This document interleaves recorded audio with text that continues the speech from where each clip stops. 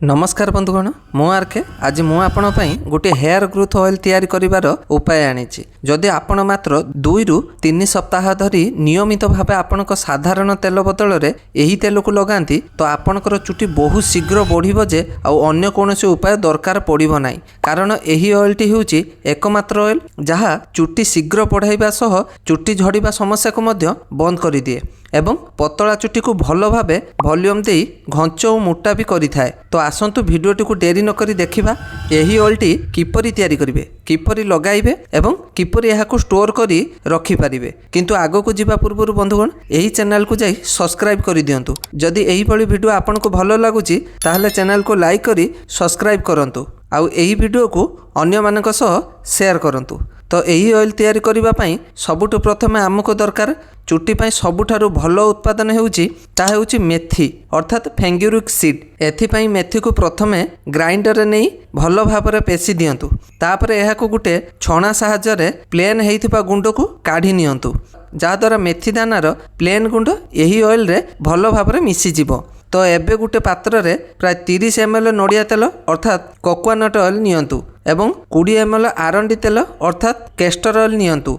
एबे एही तेल मध्य 3-4 चामच फेंगुरिक सीड अर्थात मेथी गुंड दे भलो भाबरे मिसाई नियंतु। तापरे तेल को रेडी करिवा पई प्रथमे एक पात्र रे पानी नहीं गरम करंतु। पानी भलो भाबरे गरम हेले सेही गरम पानी उपरे तेल थिबा पात्रटी को रखि दियंतु। एही भली भाबरे प्राय 10 मिनिट पर्यंत तेल को गरम करी रखंतु। किंतु मने रखंतु तेल को केबे सीधा निया उपरे रखी गरम करिवे नाही। सबु बेले गरम पानी करी तापरे ऑयल टी को रखी गरम करंतु। एही भली भाबरे गरम करिले मेथी थिबा समस्त भलो पोषक तत्व धीरे धीरे तेल रे मिसी जाए। एहा फल रे हमर ऑयल टी भलो भाबरे होई तैयारी होई जाए। आपण चाहिले एही तेल को खरा रे मध्ये रखि पारिबे। सेथिपाई एही तेल को 2 रु 3 सप्ताह पर्यंत खरारे रखिबाकू पड़िबो। तेबे 10 मिनिट परे आमर तेल पूरा पूरी तैयारी होई जिवो एवं एबे एही तेल को एक सफा ग्लास बोतल किंबा ग्लास कंटेनर रे भरी स्टोर करी रखंतु। एहाको आपणको घरर साधारण तापमात्रा रे 2 रु 3 मास पर्यंत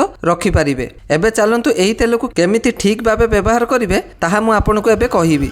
सबुठारु प्रथमे होउची तेल को व्यवहार करिबा पूर्वरु एहाको हल्का गरम करि नेबा भलो।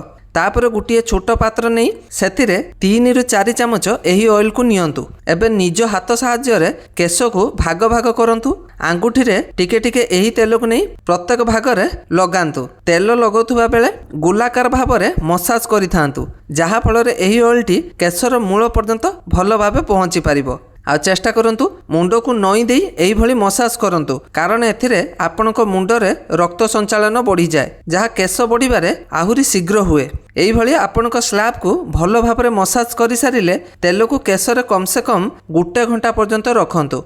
1 घंटा परे आपण साधारण भाबरे शैम्पू करी चुटी को धोई पारिबे।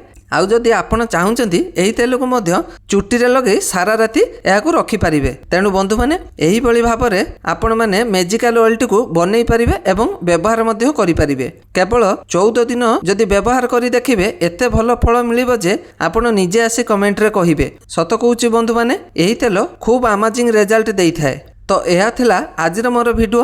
मैं आशा करुच्ची यही वीडियो आपनक पई बहुत हेल्पफुल हम।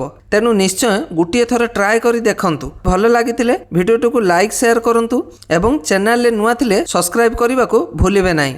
मु आरके आपनको परवर्ती वीडियो रे मिलिबी। से पर्यंत निजको भल रखंतु, खुशी रे रुहंतु, निजे हसंतु एवं अन्य को हसांतु। रहिली। जय जगन्नाथ।